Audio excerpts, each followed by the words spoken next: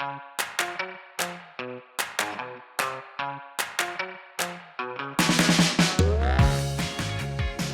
I'm Alvina Ling, And I'm Grace Lin. and we're book friends. Forever! We're childhood friends, Who grew up to be a children's book editor. and an author and illustrator. Yay! Welcome to Book Friends Forever. This is Does Publishing Have a Gambling Problem episode? And check out our website, bookfriendsforever.com, and our Instagram and YouTube channel at bookfriendsforever_podcast.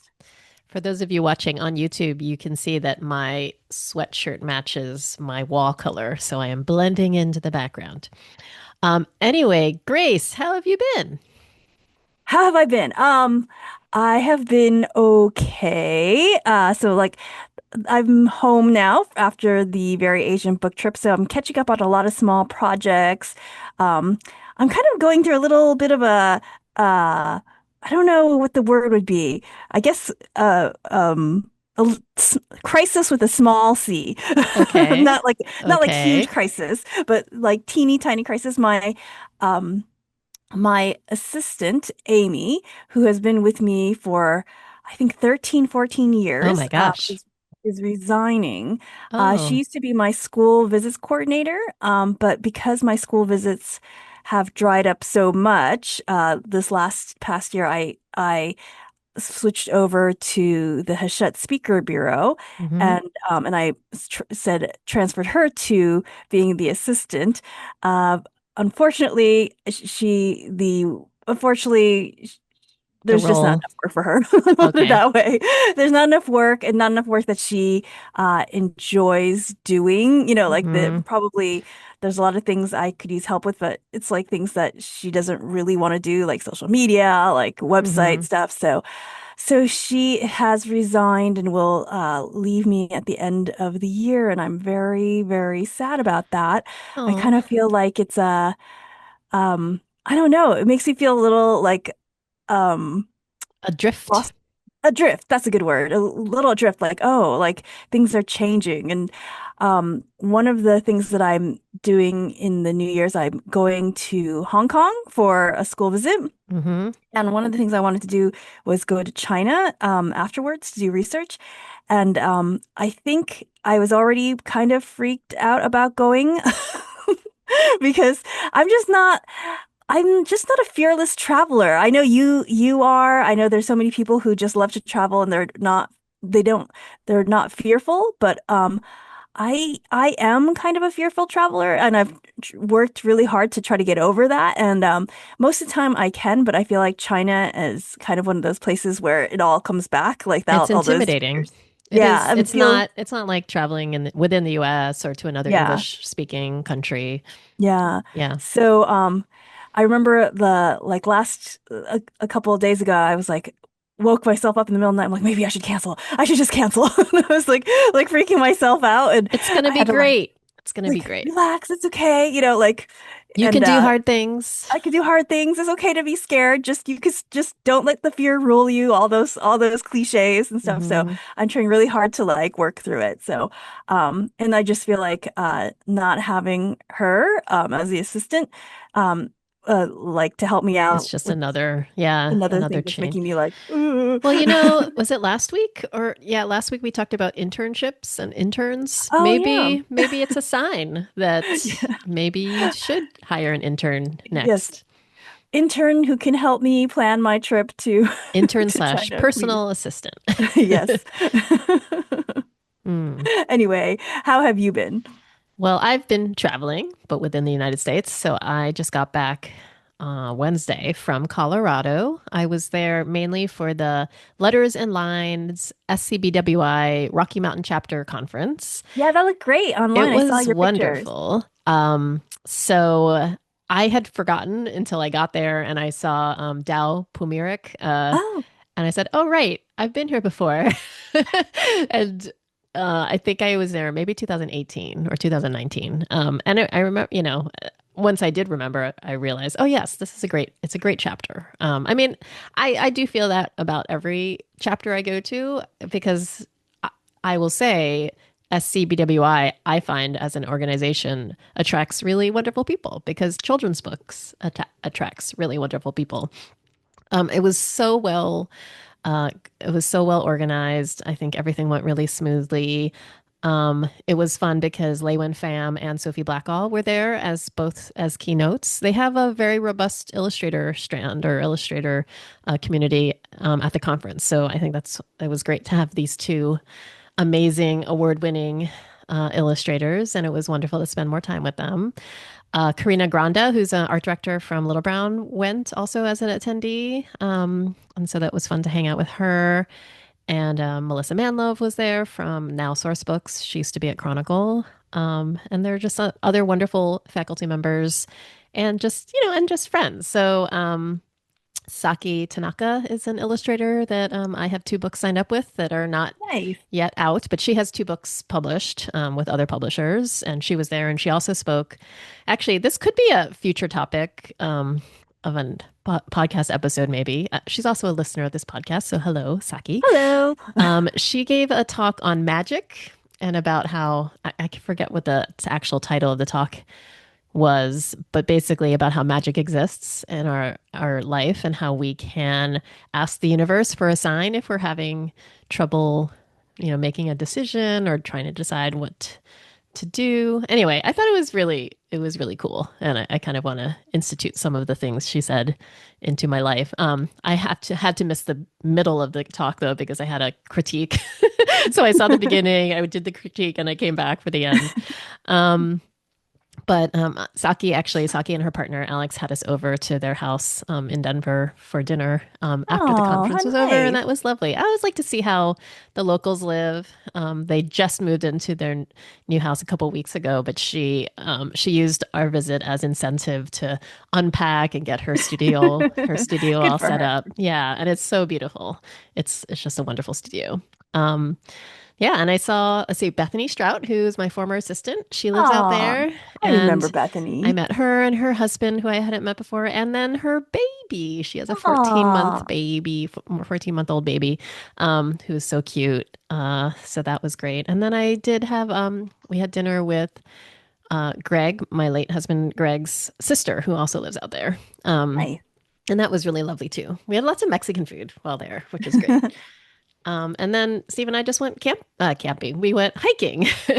Nice. So we went hiking 3 times. Wow. And I Good for did think you. about the last time you were in Denver because you had altitude sickness, or at least Uh-huh. that's what you thought. So, we got in on like late morning on Friday. So we didn't have anything till dinner. So we had time. We were like, let's do a hike. So I think we maybe chose a little too much of an aggressive hike. I mean, it was very high elevation, so I think it was we set up, we're like, oh, we'll just hike up for an hour and then back down. But as Mhm. soon as we set out, we're like, oh gosh, like why is it hard to breathe? And what and I'm like, oh, it's the altitude. So we took it slow. We just hiked up a mile, hiked back, but it was really tough. Actually, so one of the organizers gave us some aspirin right before dinner. She's like, aspirin helps thin your blood with the altitude. So we actually carried aspirin around with us, which I think was Yeah. helpful. I think so. I remember because when I was there and I had to give a speech and I was like out of breath, like Oh my talking. I was like, gosh, wow. I really felt like we needed to go really slowly. And that's not usually how we are on hikes. Yeah, So I'm like, yeah. okay, it's definitely the altitude. Um, So people from Colorado, when they come like here, they must feel like so full of vim and vigor. yeah, I wonder. So we did two hikes. We went to Red Rocks, the area around Red Rocks, which was so beautiful. And I think what's cool, and someone said this about Colorado, is the terrain is so different. So our first hike was kind of woody and mountainous, and then the Red Rocks is more desert-like. Mhm. And then we did another hike in Boulder at the Chautauqua hike, which is, I think some people say it's the most popular hiking area in the US. Hmm. And I could see why. It was so beautiful and there's so many different paths and that was kind of like a mix of rocky and woody. Pretty. And it was nice. I'm so glad I took vacation after the conference because I was really exhausted by the conference, even though it was wonderful. Hmm. So it was nice to have some downtime. So, and now I'm Nice. back. Okay, so for today's episode, this is there was an article that was going around, I would say a few months ago, and we kind of put it on the docket to talk about. And but we're not quite sure how to approach it. And I thought, you know what, it can be its own episode, and we can just talk about the publishing industry. So the article is called "The Publishing Industry Has a Gambling Problem," and the little subhead says, "Companies keep betting on the next bestseller. Literature is poorer for it." And it's Mm. by an author, a woman named Taja Isen, and I might be Hmm. pronouncing that wrong. But Grace, you had sent me this article first. How did it come across your path, and what were your thoughts when you read it? I'm not sure how it came across my path. I feel like someone sent it to me. I think it was like this is a while ago. I feel like it was like on an author thread or something like that, and someone Hmm. sent it to me. And I remember reading it and I was like, "Oh, yeah, that's pretty much publishing." And that's how It I felt when I read it too. Yeah. I mean, it's really hard because publishing is really that kind of Venn diagram of art and commerce. And I feel like it's always hard to keep that art and commerce in balance. And I Hmm. think now we're on the trend where commerce has is um, overtaking the art. So, but maybe we should talk about what this Yeah, gambling can you problem is first. summarize it a little bit? Well, it opens with a story. It doesn't name the author yet, but it said in 1970, a New York publishing company put out a debut novel by an editor and former teacher from Ohio. So it says that the initial run was somewhere between 1,200 and 1,500 units, which is modest. And the first year, sales barely cleared 2,000, despite getting positive reviews in the New York Times and the New Yorker, and being assigned to freshman classes at the City College of New York. And then it went out of print 4 years later. But the author stayed in the game, worked on her second book as a single parent. Um, and she did find a publisher for her second book, um, and um, and very slowly, I guess, built an audience. And eventually, the writer scored an opportunity, still regarded as a grail of book marketing. Her debut was chosen for Oprah's book club. Sales reportedly soared to 800,000 copies. So the author was Toni Morrison, and the novel was The Bluest Eye. So um, the article starts that way, but kind of says how that kind of experience for authors is really rare these days because it's unlikely that an author would be necessarily be given a second chance after Or a that third first chance novel or a or a fourth third. chance. Yes.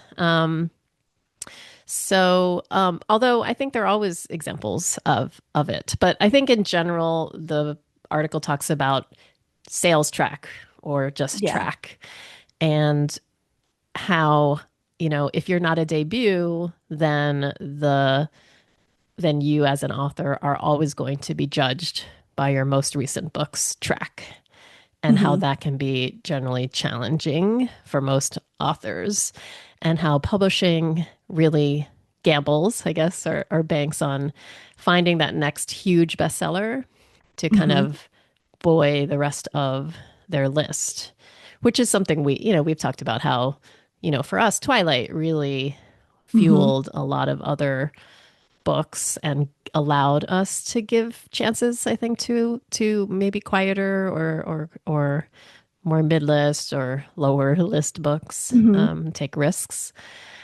Um, so yes, that's kind of Well, what the it's a article very is saying. interesting, yeah, it's an interesting thing because I feel like in the past, publishers were able to give authors a little bit more time to grow, right? Like the first book, maybe it wasn't a slam dunk out the door, but it did okay, and then they would give them the second book, and like they would give them more time to break out. Like that's the word like I was looking Hmm. for, the breakout book, right? I feel like they to become like more of a household name. So it would be like the second, the third book. They might stick with the author till like the fourth or fifth book, and hoping they would break out by then.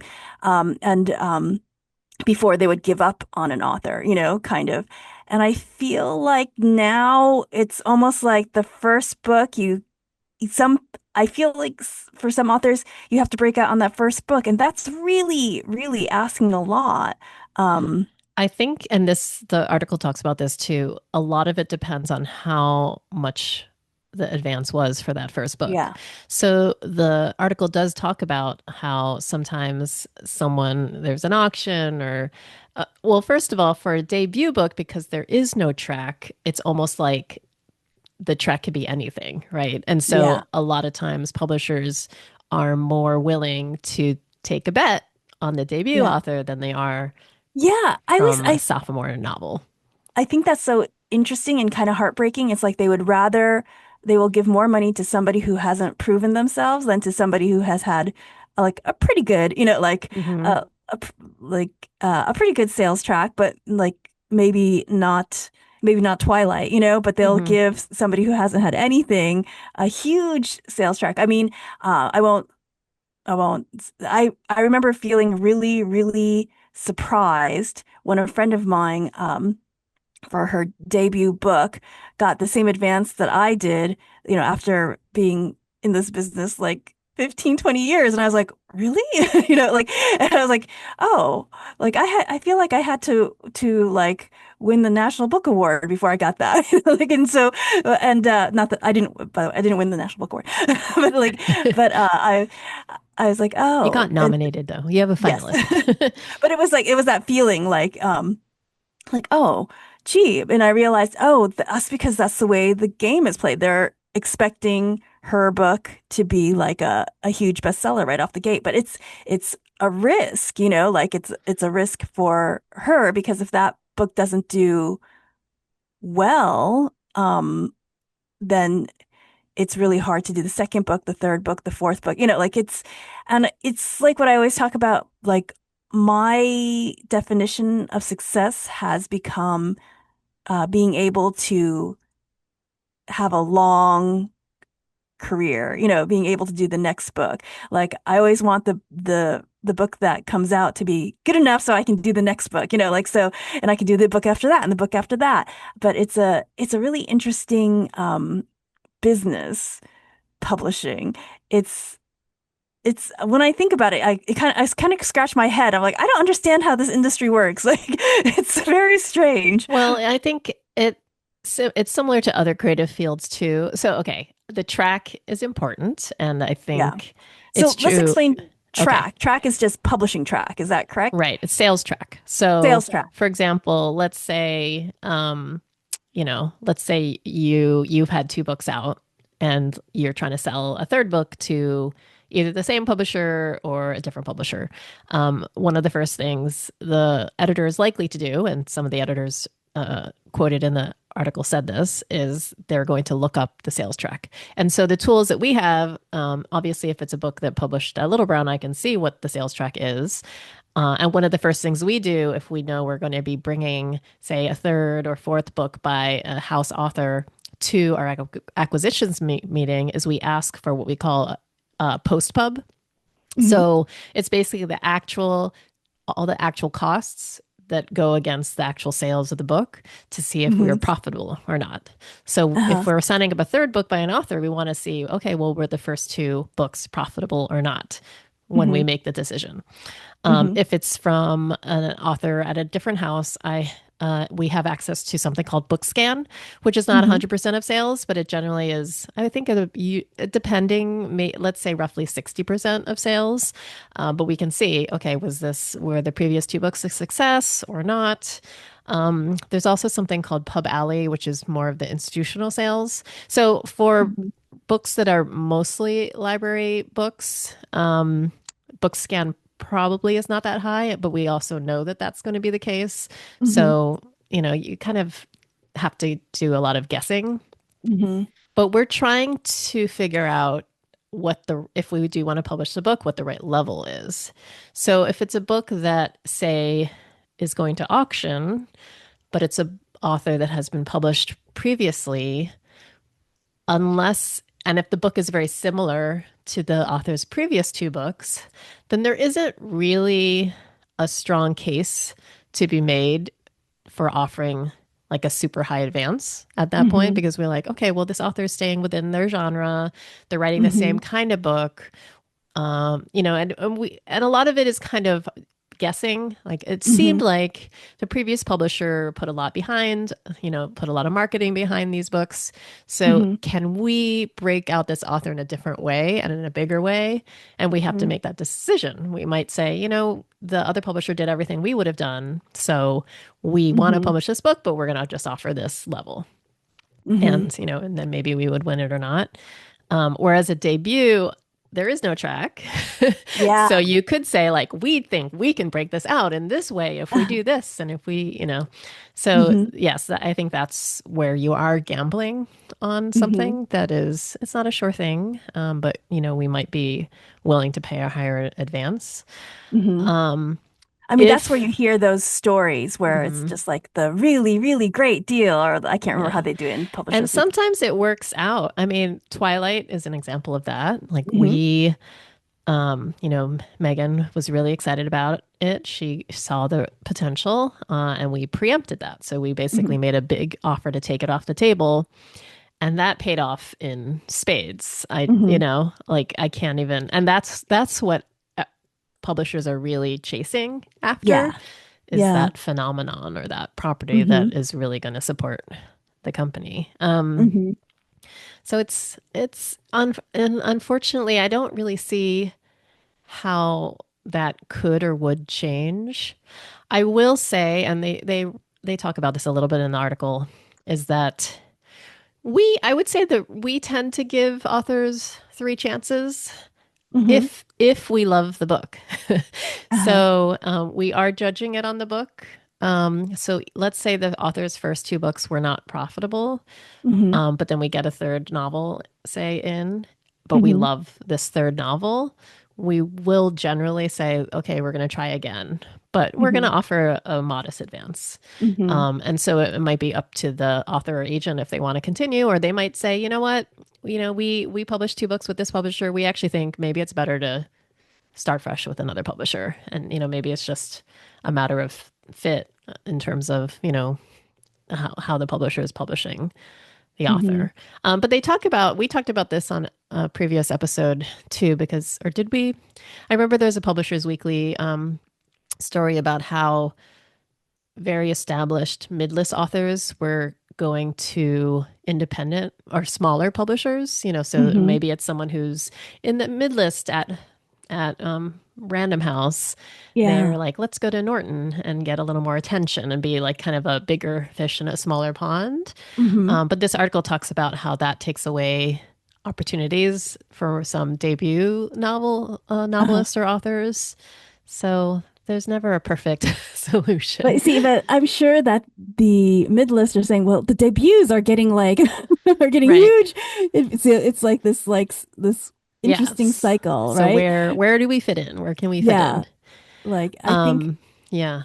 it's and but I do agree with her assertion that literature is poorer for it. It's like what I was saying, you know, books, especially children's books, it's been like the art and the commerce has been this very, very like interesting tentative balance. And I do think commerce has really gotten a lot heavier of a foot in now than Hmm. before. I think it definitely started with Harry Potter. I mean, but now I feel like it's really, really prevalent, this Hmm. idea that like that these books have to make a lot of money, right?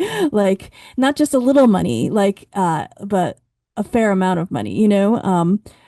So I think there's one line in the article where they said like publishers want to see growth, right? So every book your next book has to do better than your next book, and then your next book has to do better than the next book. But that's really not how books go, Hmm. It like kind you of goes up and can't. down Yeah, it goes up and down. usually. Yeah, like you can't just. It's not the way people write books is not a ladder, like that just this book's going to get bigger and bigger, and this book's going to be like, because every book is, even if it's in the same genre, like it's not. Every book is different, like maybe one book has cats and cats was really big in it, big that time. And the next book you're writing about dogs and everybody hates dogs the next time around, like something like you just don't know. Um, but even beyond the trends, it's just the way you work as an author or as an illustrator or an author. It's like each book you're trying to make each book the best that you can, and you're trying and people want you to do things that are new and different and fresh, yet the same at the same time. It's very interesting, right? and let Yeah. it's and you're trying to balance all these things and create something that you believe in, and sometimes it misses. That's just the way it goes. Yeah. I think so. I don't think we're looking for growth with every author. I think we are looking for profitability. I think Mm. sometimes the problem is that the agent and author are looking for growth in the advances, but that's just not, Ah. so therefore, if you are paying a higher advance for every book, then yes, we are looking for sales to also grow Mhm. proportionately. But we have a lot of mid-list authors where, maybe they get the same advance for every book and maybe one of the books will break out. But as long as the books are profitable, like we need mid-list authors and we need profitable mid-list authors who are just, kind of chugging along. So a while ago, I remember we were talking to somebody about the 80/20 rule, um, where, in terms of business, it was like 20% of your clients pay for is pays for 80% of your business or something like that. Basically, it's only 20% of your business is the most profitable. And all these like tech bros and all these like efficiency people are like, so the best thing to do is get rid of that 80 and concentrate on that 20 and make that 20, like, Right. and I'm always like thinking like that's where we go wrong in publishing. Like, I think somebody comes in and is like, that's what we have to do. Publish more Only publish. Yeah. bestsellers. Yeah, And we've I feel talked like, about, I think maybe it's an urban legend, but yeah, there's that consultant for HarperCollins who said, we know what you have to do, only publish bestsellers. yes. Like, okay, if we knew how to do that, we would do that. But also it's not physically possible, I think, to do that. Yeah. And I think in publishing, I would say it's on average 50% of books are profitable. Hmm. I would say majority are barely are kind of more break even Hmm. or mildly profitable. And then I do think we are being buoyed by the top probably 20 to 10% of Hmm. published books. Um, yeah, and I don't know how that compare. I mean, okay, so I was thinking about Hollywood and Hmm. how certain directors are given, chance after chance, even if they've had a failure, where it seems like other directors aren't. Yeah, well, not just, I was thinking about that with Ryan Reynolds, right? Like, Hmm. he's an actor who did multiple franchises and failed and failed and failed, and yet he kept getting chance after chance after chance until he finally hit one. Right. And I was like, huh, Whereas interesting. and so I maybe this goes back to what we were talking about, like the qualities that are needed. And I don't know anything about Reynolds really, but I imagine people like to work with him, which is Hmm. why people are still working with him and giving him, Uh-huh. deals. And he does have a certain track of having successes. So I think they're looking to, let's see if we can, get the magic of, definitely maybe, or Uh-huh. now what's not Daredevil? What is that? Yes, the one that he's in. Yeah. That's um, huge. yeah. I mean, I think it is true. Just like with publishing, it's rare to have only bestsellers, unless you're Stephen King. And then even Stephen King, again, I don't know, haven't looked Hmm. at every single Stephen King book, but we probably aren't seeing growth book Yeah. after book, but maybe it's Hmm. at this very sustained success level. Same with James Patterson, like Yeah. he does so many different types of books that I'm sure some are more successful than Than others, others. but they're all profitable. So, But what's interesting when I think about Ryan Reynolds, like, why did they not give up on him, right? Like, and what is that in I want to correlate that to authors. Like, Right. where, oh, because I feel like there's so many other Hmm. actors that they just gave up on, right? Like, you're Right. like, whatever happened to so and Well, so, maybe that if the elements are like, so maybe he was on time, like professional, so he showed up on time. He was also always had a positive outlook. Talent, I don't know, like maybe he had a certain level of talent and that's why Mhm. people like, or his look, right? Uh-huh. He's a cute guy.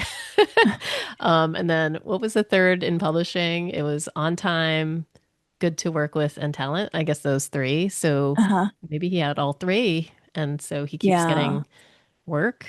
I don't know. Yeah. I mean, I guess it's market too, because I mean, this is a completely different tangent, but I don't foresee that happening to an actor of color, like, especially, like, I'm trying to think, like, I don't think that would happen to an Asian actor, like, getting, like, chance after chance after chance.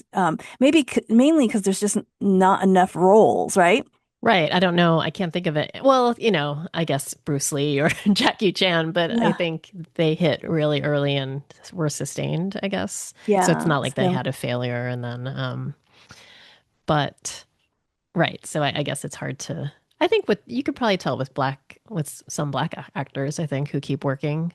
And then it's a little, you just never know about whether someone is good to work with because I think you always hear the that's stories of true. how certain actresses or actors are blacklisted, like Yeah. Yeah. Harvey Keitel saying, or not Harvey Keitel, Harvey Weinstein, sorry, Weinstein. Yeah. saying like, you'll never work you know, Yeah. in this Um, so what talent is game. it about authors then? They would have to be really good to work with, really on time and, Professional, yep, and professional consistent. and But really talented, I guess. I think with the author though, because that is the art. So we're responding to the book. So as I said earlier, if people fall in love with the book, I think it doesn't matter what the track is, they'll still go after it. And, Mhm. I've had situations where, it's harder, I will say it is harder to bring an author that's been published elsewhere to our list if the books they published prior were not successful. So that's really Mhm. challenging because then we say, well, okay, I don't think we can do better. But if we fall in love with the book, I've definitely heard our sales director say, we're going to publish this as if it were a debut.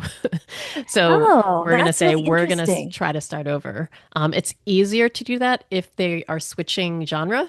Yeah. So if I they remember were you saying always published tell a different story, yeah, kind if of you like. can tell a different story, then it is easier to do that. But I've seen the group say we're gonna do it. We're gonna go out on a limb for this book, even if it's not in the maybe it's Mhm. like not the trend or it's not, but we just fall in love with the book. So I do think authors can keep getting work if people are responding to the actual Book. book. So, I've had author friends who have been publishing with places for a long time, and then they'll be kind of um Dear John, right? They'll be like, "Oh, I don't think we can publish you anymore," or like, "I think your talents should go someplace else." Like, what makes a publisher decide to do that? Is it just pure track? I think they probably have done a profit and loss or a post pub of the author and have realized that they're not making money anymore. Mm. And so at a certain point, that just doesn't make any financial sense to keep Hmm. going, which is really sad. But Yeah. it could be because that author, maybe the advances went up, maybe not, I don't know. But Hmm. of course that affects if we make money, the level advance too. So I Yeah. think that's what's hard, I think, for authors. Like, so for me, working on the publishing side, I do expect at a certain point, I guess my salary would just kind of plateau. But, when you're Hmm. working at a company, you are hoping for, even if it's just a 2% or 4% raise every year, Hmm. you do expect your salary to go up and up and up. But that's not the same as with advances. Hmm. That's not how it works. So that's a little frustrating and it's hard to plan. It's hard to Yeah. plan your expenses and your life because it's just not a Yeah. guarantee. Yeah, and it's hard because especially if you're counting on, like, for me, like when I get royalty checks, it's like, oh, I only get paid 2 times a year, really. Like it's Hmm. such a weird way to live, right? So, um, yeah, interesting. It's the I sometimes I just don't understand how we do it. Authors, I don't know how we do it. I mean, I think that is why we had talked about like different revenue Yeah. streams, right? Like I think Hmm. that's why authors do have day jobs or do school visits or other kind of, Yeah. or sell merch or whatever. It's, yeah, it is hard. Yeah, it's not easy, but I guess that's what it comes down to, right? If it was easy, then everybody would do it. And that's actually kind of what's happening now. It's like that's why we have so many people self-publishing and stuff because traditional Hmm. publishing is so hard, right? And that's why people have turned to self-publishing because it is just so much easier. I So, mean, it isn't I mean, it's easier to get the book easier. out.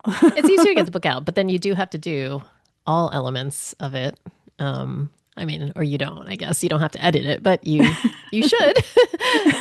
You should ideally have a non-AI book cover. You should have it Well, proofread. I mean, I think that's what we've run into, right? Is like this is a complete different tangent, but because traditional publishing is so difficult, right? Hmm. And there's so many roadblocks to it.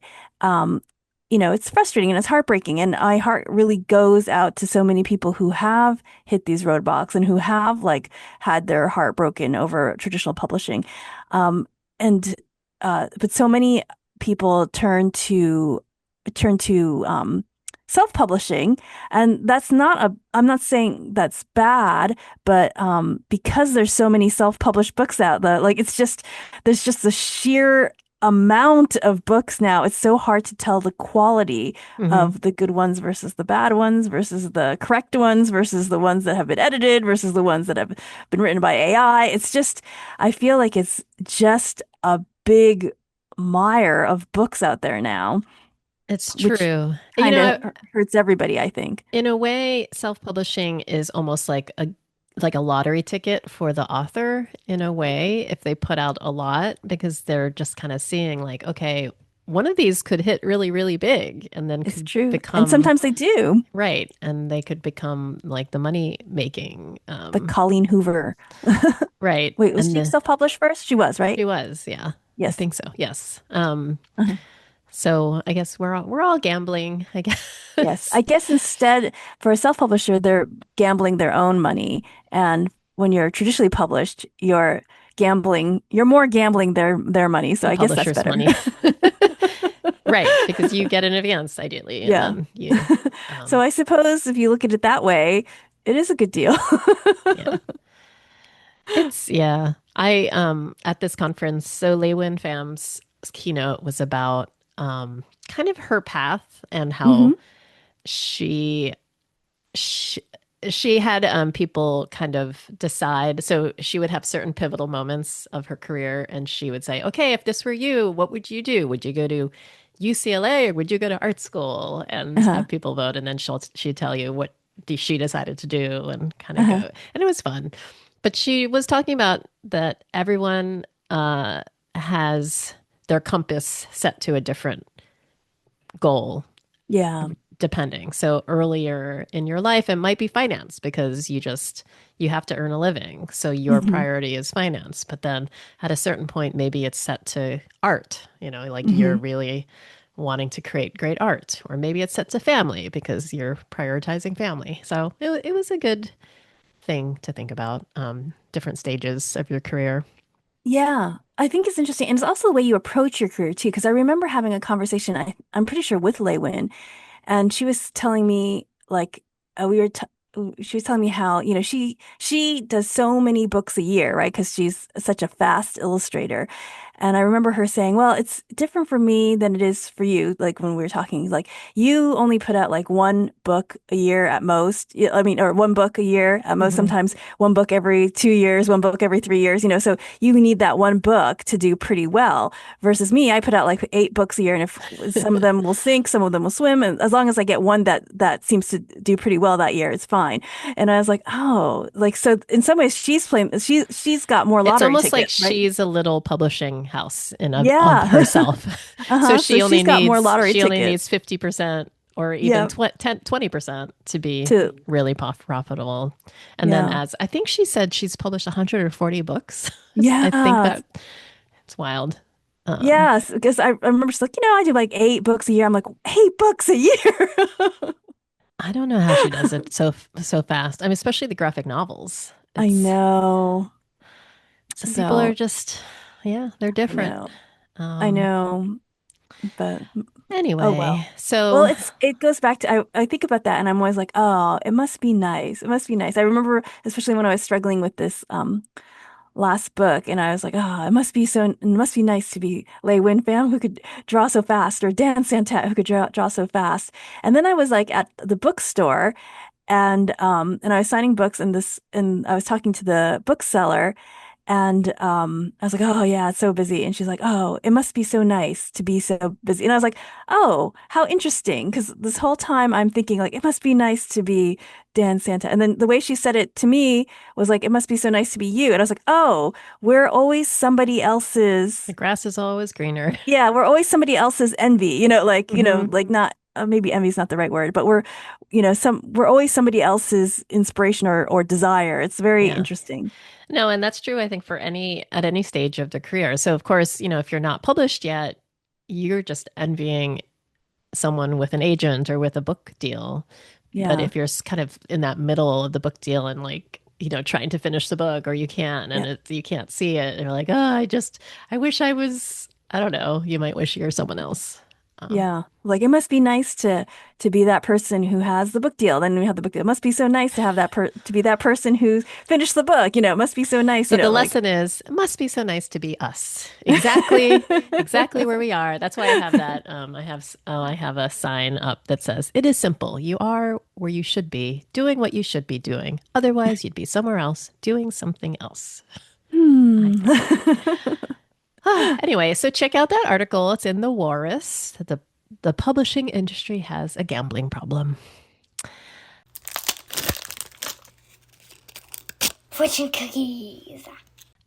Let's move on to our fortune cookie segment. So, because I was in Colorado, and as I mentioned, I went on 3 different hikes. They were all 3 different kind of terrains. And while we were there, so Stephen loves the desert. He loves, when we go to California, he loves that. He loves the dry air, but he loves that the terrain of Hmm. rocks and cacti. um, Yeah, and yeah. it's interesting because and because he always asks me, well, what's my favorite terrain or scenery? And I realized I don't think I have a favorite. I remember my father when we were kids always asking us, beach or mountain, and I think I would tend to say beach, but of course, mountain is beautiful. So it's Uh-huh. hard for me to decide. But I don't know. How about you? Do you have a favorite terrain? Yeah, it's an interesting question because I remember we always have this conversation even with our friend Libby too, because she's always like, I need wide open spaces. Like she always talks about like she needs to Wide be able open to look out spaces. and see the ocean and like it's a really like she doesn't like trees, Yeah. and I remember when we a long time ago we went to Arizona and we looked out and it was like this desert landscape. And I think wide open spaces is beautiful. I think the desert landscape is beautiful, but I don't feel comfortable in it. Like I Hmm. don't feel Okay. at home in it. Hmm. I think the landscape that I like best and feel comfortable in is I was thinking like Prince Edward Island because I all those books with Anne of Green Gables and like she's walking in the woods. Like I feel really happy when I'm like walking on the bike path here and like and all the trees are so beautiful and like but it's still a path. So like I Hmm. think it's kind of like I guess that's the terrain I like. I like wooded paths. Okay. Like I So don't like like you a like to be able to see forward, yes. Hmm. but you like to be surrounded by With trees, like a cathedral trees. of trees. Yeah. Oh, So I love that I don't too. like to be like in the middle of the woods where you don't know like where things are, but I like to have lots of like beautiful trees and things like that. Hmm. So I'm not sure what that is. Well, I mean, I wonder how much of it is what you're used to too, and where you Yeah, grew up. what's you familiar with, right? I feel like when I spent time in Vermont, a lot of time in Vermont for the first time, I did feel like, oh, this is so beautiful. Hmm. I think I do. I like the greenery of the East Coast, I think. Yeah. Um, but I also love desert. I like Um, the greenery and rolling hills, like the mhm. rolling hills and the I know the tree. first time I went to Iowa, I loved that because it had the rolling hills. And then we were talking about what is our least favorite terrain, and I guess no offense to Kansas, say, or I don't know, but actually part of Colorado was like this, like when we went towards Kansas. So if you're Uh-huh. driving, were driving towards the airport. So driving east, it all of a sudden just gets kind of flat and like not I don't that I don't interesting. like when it's just like cornfields and cornfields and cornfields. Like I've been to Yeah, places where it's just like the cornfields go Nebraska on for maybe. acres. Yeah. And at first it's like kind of interesting, but to me, after a while, that feels really unsettling. Hmm. It's a wide open cornfield. So, I do, you know what? I do love mountains. I love seeing mountains in the yeah. background, which is something I love about California is you just see mountains from wherever you are, and that's how it is in Hmm. Colorado too. It was Yeah. so lovely just being there for almost a week and just seeing mountains, and then we'd see mountains, and then farther away you see snow-covered mountains, and it's Yeah. just And really that's what I liked about when I beautiful. went to Seattle a while back, and it was kind of nice to see like there's a big mountain in the background, you know? Yes. I think I do love water though, whether it's a lake or a river or a stream or the ocean. So I think maybe that is my favorite scenery is just being able to look over water. And it's, if it can be like Banff or Lake Louise, where it's a beautiful lake, but there are mountains in the Yeah. background, or it's an ocean where you just are looking out over the wide horizon. It's I think really I great if they're like, nice puffy clouds in yes. the in the I in the like water sky, too, but I think I like a lake where you see the ocean, where you see like a mountains or hills in mountain the in the background. background. Like it's like Hmm. more than the ocean where it's just like endless I agree. horizon. Yes. So, There is something I love about not knowing where the ocean ends and the sky begins. mm, I do like that kind of. I uh-huh, remember in San Francisco once going out to the, I don't know, I think it was the bay, hmm. and looking out, and it was nighttime, and I couldn't tell if there was like a light that was on the water like a boat or if it was a Ah, star, and I kind of really uh-huh. liked that feeling. So yes, anyway, so many wonderful, Yay. I just love beauty. Natural beauty, no I matter know the what. world's so beautiful. I was in the car with Alex and Hazel the other day, and we were just looking at the window. I'm like, the world's so beautiful, and I'm like, we really don't deserve the world. They're like, yeah, we don't. Yes. Tell me about.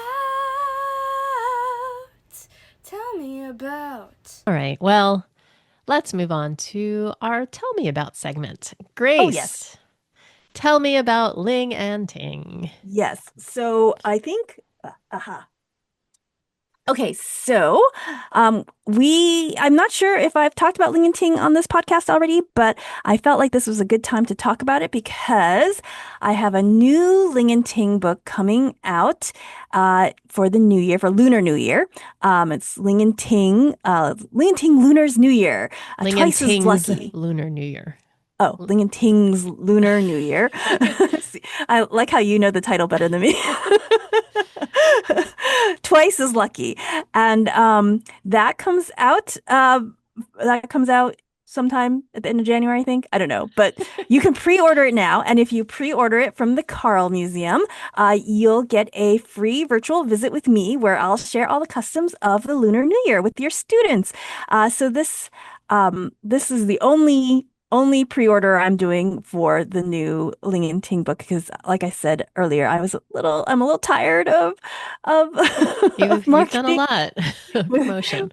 I got a little burned out with the novel. Not that it wasn't worth it, and but so I'm just gonna the only pre-order I'm doing for Ling and Ting is this webinar. So please tell any educators you know. Now, Ling and Ting, if you don't know about them. They are Chinese American twins. And the reason why is because when I was younger, I really loved these books called Flicka, Dicka, and Ricka and Snip, Snap, and Snurr. I think they're Swedish. And they were about Flicka, Dicka, and Ricka were three triplets. Well, obviously, triplets, three. They were triplets that had these adventures, triplet girls, sorry. And then Snip, Snap, and Snurr were triplet boys that had these adventures. And for some reason, I just love these characters very much, and I would read all about them. And when I became a children's book author and illustrator, I was like, I want to do books with triplets. And then I tried to write a story because I wanted to make them Asian American with triplets, and it just wasn't working. Everything I tried to do with Asian American triplets, instead of like it being like this light, fun story, it became kind of like this.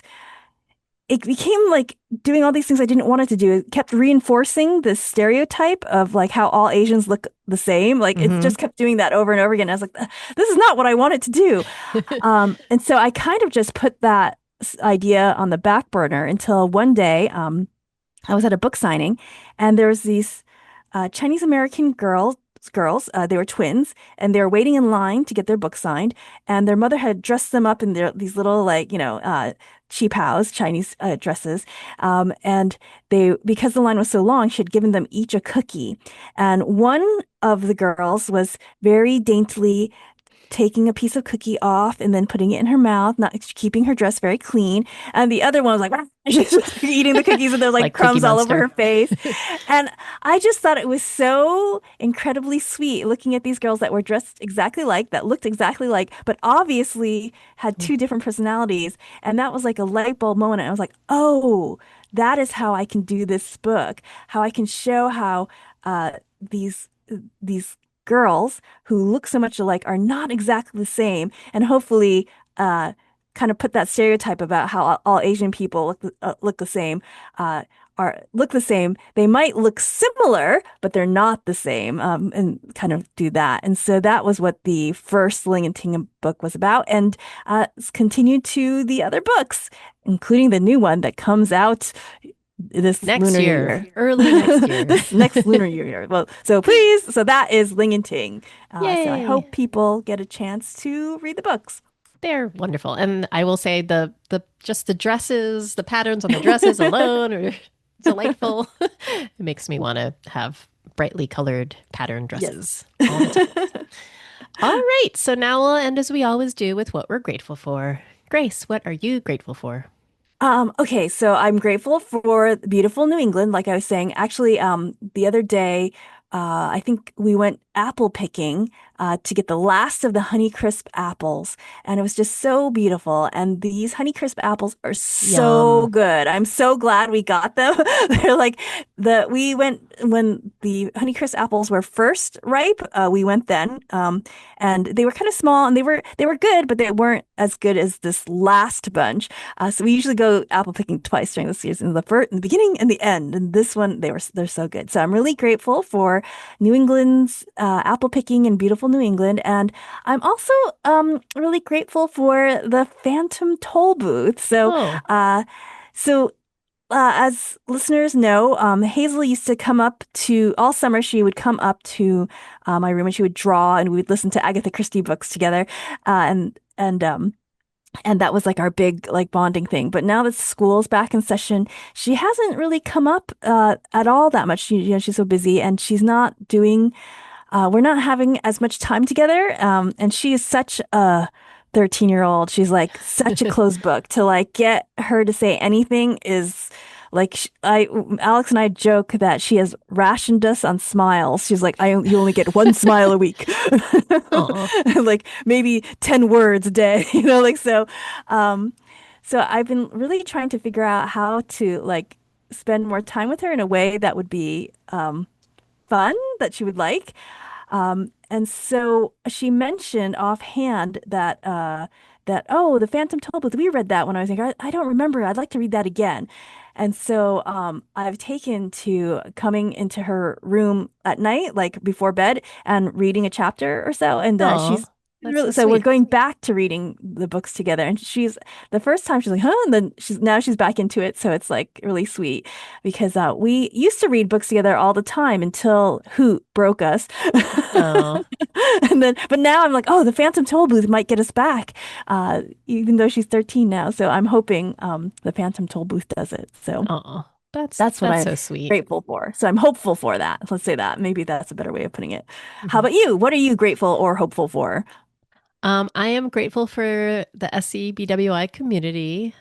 As I mentioned, it's always so wonderful just to get to know people at different chapters. And then it's nice when you do go back because, like, Kaz Witness is someone who is at that chapter. And that's why Oh I yeah, she's remember, super like, nice. oh, yes, I took a photo with her. So I have been Oh, here did you mean before. Stan Stan Yan. Yeah, Lee? yeah. Stan Yan is one of Stan Yan, sorry, the not Lee. Stan Yan. Stan Sorry, Lee. Stan.